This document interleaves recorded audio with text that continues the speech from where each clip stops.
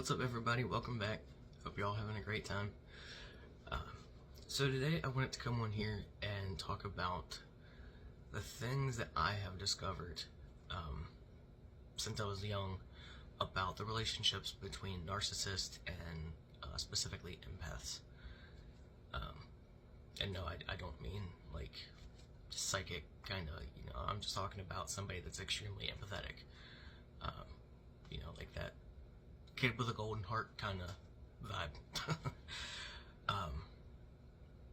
Because I've noticed it kind of seems like no matter where I go, no matter what age I was, whenever my life would change or I would go into a new situation, something like that, it kind of seemed like the same, I guess, energy would kind of follow me around. And what I mean by that is it seemed like no matter where I went in life, there was always some, if not multiple, narcissist that I had to deal with. And I mean, that's to varying levels, from just simple people being weird to, physical abuse in later relationships in life. And just different things like that. And I'm trying to take a step back from being very analytical with the things that I have gone through and try to look back and see them through more of, I guess, a spiritual mindset. Just because part of my healing journey is getting more connected with my spirituality. Not religion, spirituality. Big difference. And it's spirituality talks a lot about energies and beings and, a whole lot of stuff. And I feel like that translates over to just the same types of people that you encounter throughout life. The overdramatic people or the explosive people, you just say the smallest things and they just go off the rails for seemingly no reason, just these types of people that you run into consistently, almost like there's a pattern to the types of people that you'll run into. Which, I mean, I guess if you want to talk about it from a psychology standpoint, it's, there's not just one narcissist in the world, or that, it's a very common personality disorder. Especially nowadays, even people at the very top, like, you see narcissistic traits. But anyway, so for those of you that don't know what a narcissist is, by definition, it's somebody with a personality trait or disorder characterized by excessive self-love, grandiosity, a lack of empathy, and a constant need for admiration. I'm sure some of you have somebody pictured in your mind by now. But yeah, and another thing I've noticed with a narcissist is when you buck back to them, they usually have one or two reactions. Either one, they go into the complete dramatic hysterics, oh my god, how could you do this to me, it's all your fault, I had to do it, blah blah blah. Double down or nothing, and they double down and they go into hysterics, and somehow it's magically your fault for being the victim. You get it.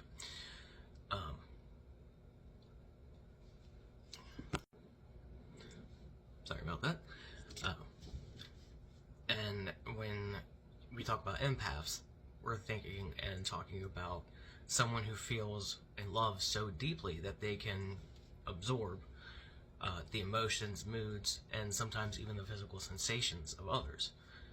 For instance, when you hear somebody say, I'm having sympathy pains for somebody, that's a play off empathy. You care about somebody so much that you see they're going through something, now you're physically going through some similar-ish type of, issue. And that's purely because you are so connected with that person and you feel so bad for them that you your body mimics it so you can go through it with them, sort of, in a way. There's more to it, but you get the gist. So what I've kind of noticed is that in a narcissist and empath relationship, the narcissist is just some kind of, like, let's say, a toy, a radio, something you would just put batteries in, right?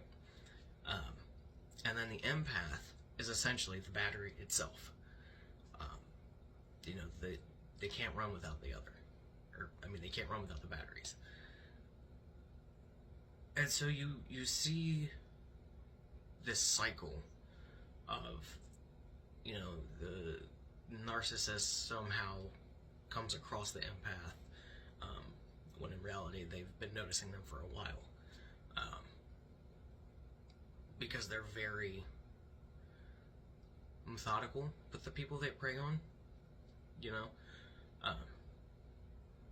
just because, again, they have this grandiose idea of themselves that they're entitled to do this.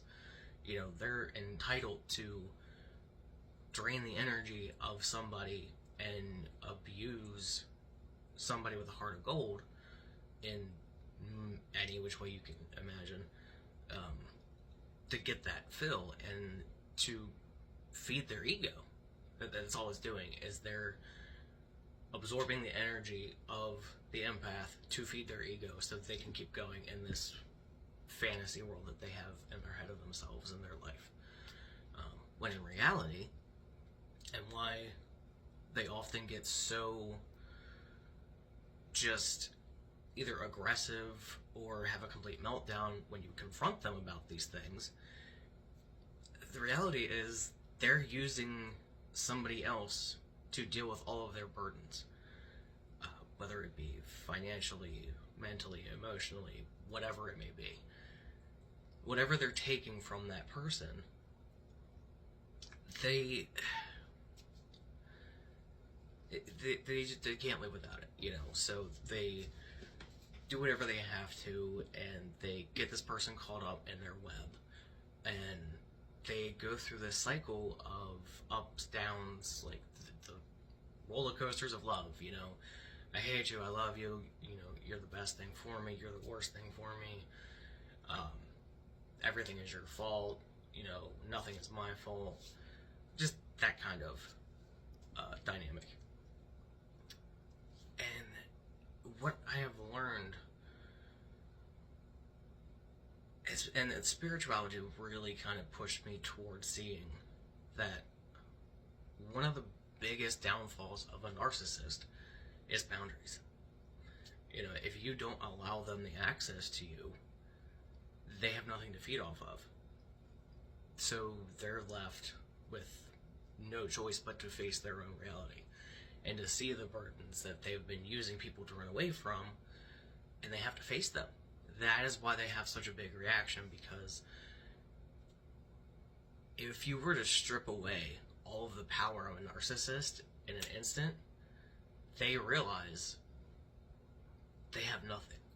Like, they have burned every bridge they could. It's just, they're powerless.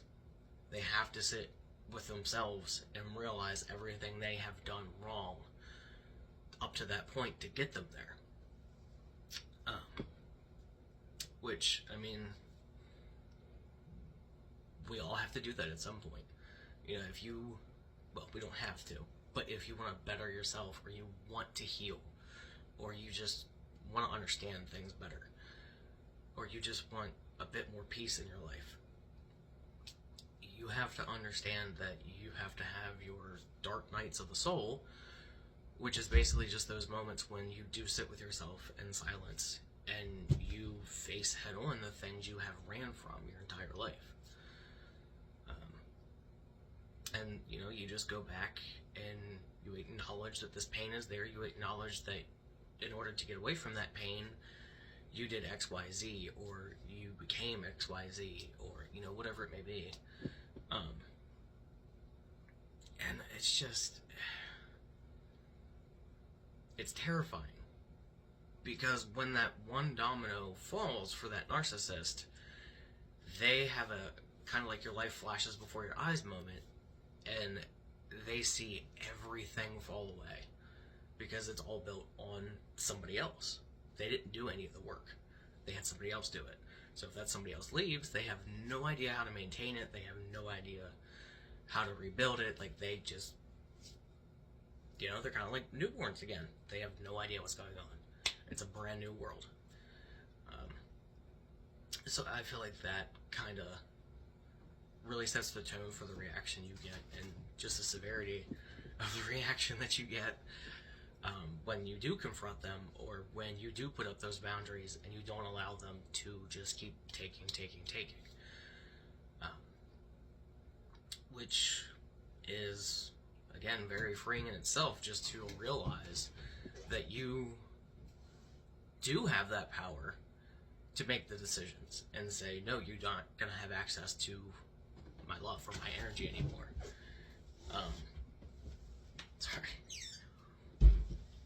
And you'll notice very quickly that when you pull your energy or your time or your money or your love or your admiration away from the narcissist, they very quickly go downhill. And this is often what keeps a lot of people, a lot of empaths in that cycle, is because you kind of know how dangerous of a situation that can be, depending on who it is and things like that. So, they get you trapped in that cycle of, well, what if they do this when I leave? What if they do that? And it's those chains of that cycle of what if negative happens that keeps you from seeing the other side of the coin and giving you the courage to do it. And that's, what if I succeed? What if I do get out? What if I do get free? What if I do have to restart completely, but now I get to just be me and nobody gets to tell me anything about who I am and things like that. Which it's scary, yes, but it's also, you have to realize that nothing good will ever come easy. That's just not the world we live in right now, unfortunately. I feel like we're moving towards a much better world, and we're getting to the point where things are going to be easier to achieve. Shout out to the younger people, because they're rocking that, let me tell you. But it just, a big part of healing is being able to sit back and look at a different side of the coin from a situation that you've been through, and kind of dismantling it and disarming it a bit. Because when you tear things apart and you get to understand them better, they lose their power. So when you go back and you see them differently, you're like, oh, I'm actually currently going through a similar situation. Now, because I see the small little inner workings of it, I see what's coming, I can use my intuition and just what I've learned throughout life, and I can get the hell up out of there. I can prevent myself from repeating the cycle, because I see what's happening. I see what might happen because I know that vibe or that energy or that person or that personality trait, whatever. Take what resonates, leave what doesn't. And then going back, because I've been doing a lot of thinking about how I was raised for 18 years of my life in the Christian church, just going over different Bible stories and things like that. And me personally, I believe that they're just analogies for the most part. But when it comes to David and the Goliath, when we look at that in a modern day twist of empath versus narcissist, the moral of the story was that just because he had the courage to step up to this giant, it only took one stone. One little pebble took out a giant. Maybe that's because nowadays narcissists are the ones that are living in the glass houses. One little rock, But who knows? We're slowly learning more and more as we go along the healing journey. Still working on the podcast, gonna get that up soon, hopefully. Thinking about doing YouTube as well. Who knows? But Regardless, I hope this helps somebody, anybody, whether it's today, tomorrow, 5 years from now, whatever it is. All I'm doing is trying to put my heart on my sleeve for the betterment of people rather than the betterment of those that don't need to be bettered. So stay tuned. I appreciate all the likes, the views. Please, if you feel free, if you would like to, drop a comment if you got any questions, or if you want to see if I've had a similar experience or something. I am an open book. So if you guys have anything that you're struggling with, or you want help with, or anything like that, just let me know. You can private message me, comment, whatever it may be. But I appreciate y'all, and I hope you have a fantastic rest of your day. I'm proud of you, and I love you. Keep going.